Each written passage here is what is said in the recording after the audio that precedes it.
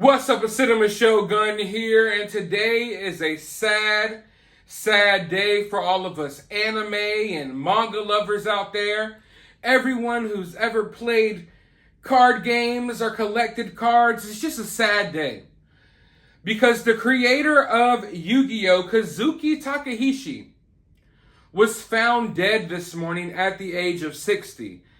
Now, the details surrounding his death and where he was actually found, they're kind of odd if you ask me. And I'll get into that in just a moment. But first, I want to make sure everyone here knows what Yu-Gi-Oh! Is. I know I have a very diverse audience, not just in race and religion and background, but in age. I know a lot of you all grew up playing and collecting Yu-Gi-Oh! Cards. And some of you all probably remember buying your kids Yu-Gi-Oh! Cards. Or buying your grandkids Yu-Gi-Oh! Cards.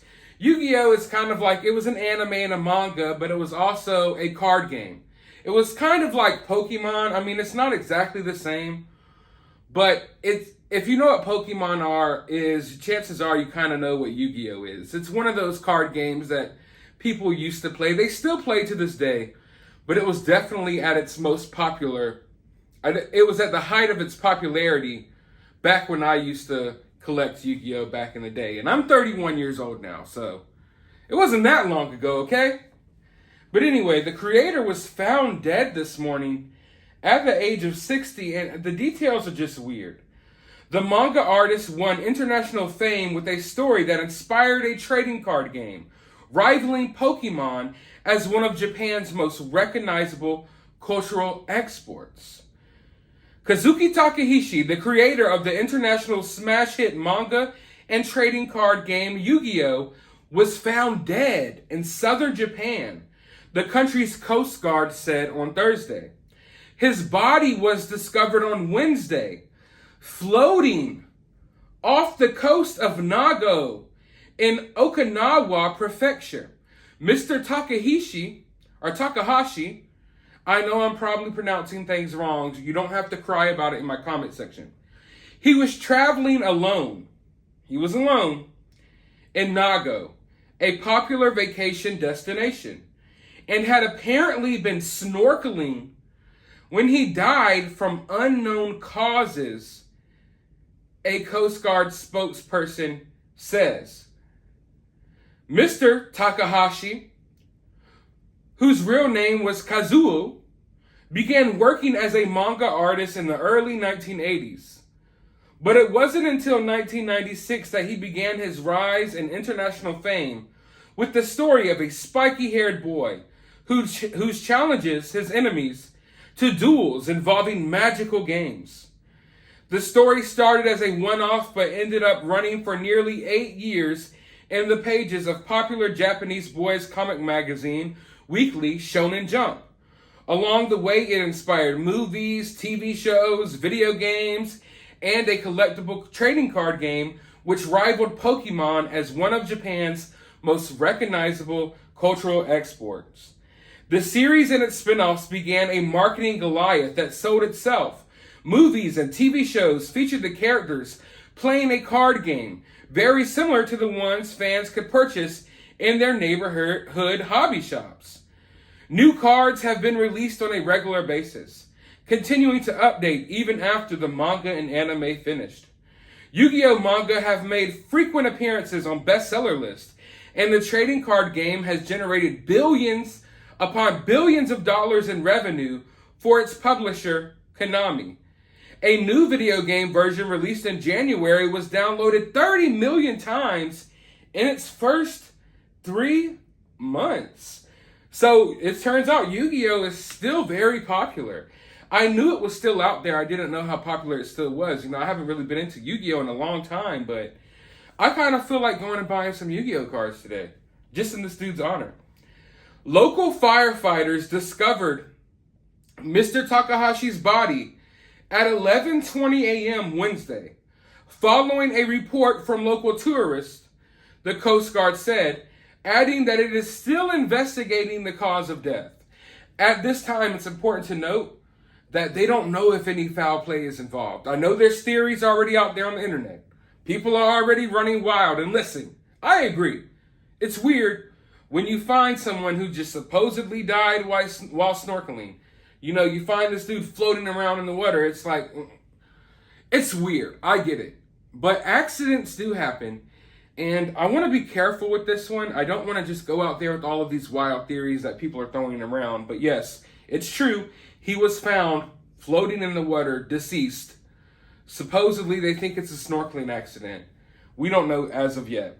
The investigation is ongoing. The news of his death broke in late afternoon in Japan and was met with an outpouring of grief on social media, both in his home country and around the world.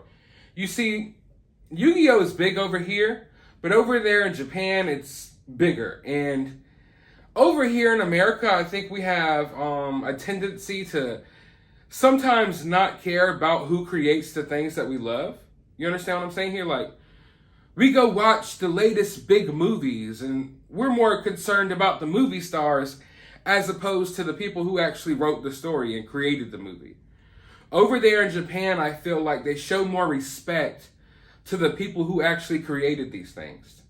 So over there, this guy is like, you know, he's a star to them. Yu-Gi-Oh's not just this card game. Yu-Gi-Oh is this thing that was created by him.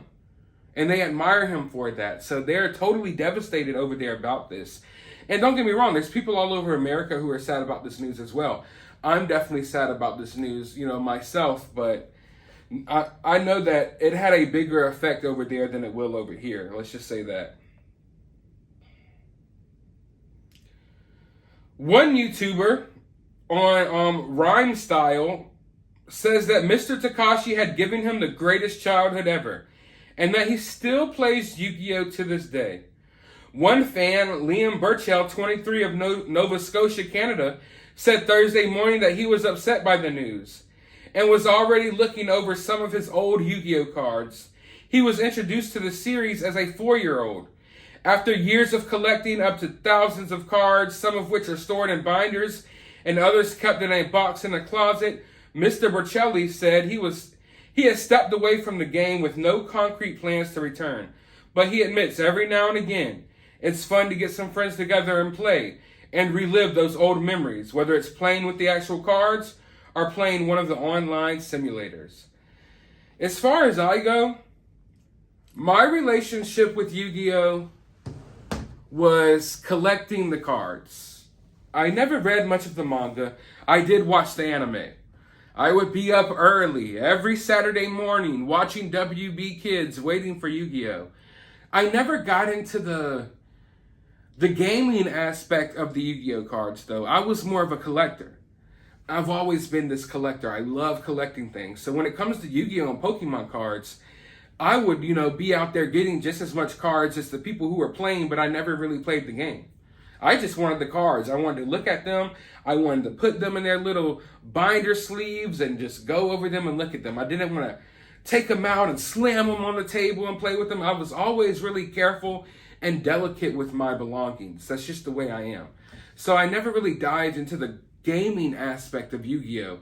Yet Yu-Gi-Oh! Was definitely a part of my childhood. It was just one small thing that went into making my childhood great, man. Growing up in the 90s and early 2000s, it was awesome. It was so awesome. I just wish kids these days had it like we did. And I understand that old people or older people, they're always like, back in my day, and my day was better. No. The 90s, early 2000s, it was peak childhood.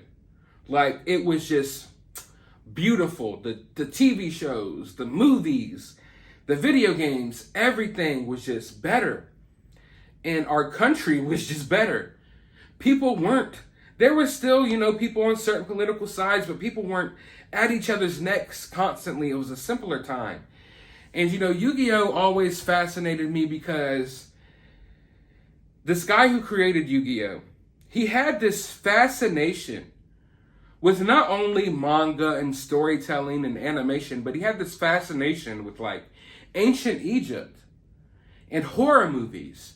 And you could always tell in his work that his other interests, they shined through in his work. Yu-Gi-Oh was like totally inspired by a lot of ancient Egyptian stuff. And there was a lot of aspects in Yu-Gi-Oh, although it was a card game and a show for kids, there was aspects in there where you could see the horror shining through. And as a horror fan, I really appreciated that. So I feel like there was like layers to Yu-Gi-Oh that people don't even realize. You know, people think it's just a card game. You watch the show for mindless entertainment, but you don't realize that there's layers there. And that the person who created it, he had this vision that obviously worked out perfectly, because this company is still making billions upon billions of dollars off of this card game. And Yu-Gi-Oh is not even as relevant in today's world as it used to be. But as far as this guy's death goes, man, it's one of those tough situations. I try not to get too deep into speculation here on this channel, although we can all agree, when it comes to these rich, powerful people, they're always dying these weird, mysterious deaths. It's hard to believe that this dude passed away while snorkeling. But I mean, it's not impossible to believe, but one would question, did someone just throw this dude's body in the water to dispose of him and set it up to make it look, a certain way? One thing that we can confirm is this dude had money. And when you have money, there's always a motive. When it comes to situations, people dying mysterious deaths or people getting killed, you always want to find the motive, or if there was anyone out there that would have a reason to do this. You know what I mean? Like you see someone who mysteriously died. Maybe it's natural, you're not sure, but you want to figure out. So you would find out, like, okay, does this person have enemies? What was going on in this person's life that may have caused someone to do this? When it comes to someone who's rich and powerful, it's like money is always there as a motivation. Money is the root of all evil. And when you make a lot of money, you start rubbing shoulders with certain people and you get yourself involved in certain things. Now, I'm not saying that that's what happened with this guy. Maybe he passed away while snorkeling. But I do think it's very odd, and I am very interested in seeing what they find in this investigation. I hope they look into this thoroughly and we get to the bottom of this. But at the end of the day, RIP. It's a sad day for all of us collectors, all of us card players, all of us manga, anime enthusiasts. And hopefully, Yu-Gi-Oh continues to live on. I know I will always look back at Yu-Gi-Oh as being a good part of my childhood. And I know millions of other people feel the same. And I'm sure a lot of parents and grandparents out there absolutely hate Yu-Gi-Oh because they got hounded and harassed about buying their kids and grandkids these cards for years. But let me know how you feel about all of this down in the comments below. Drop your RIPs, drop your condolences, hit that thumbs up button, hit that subscribe button, ring that notification bell, and I'll talk to you all on the next video.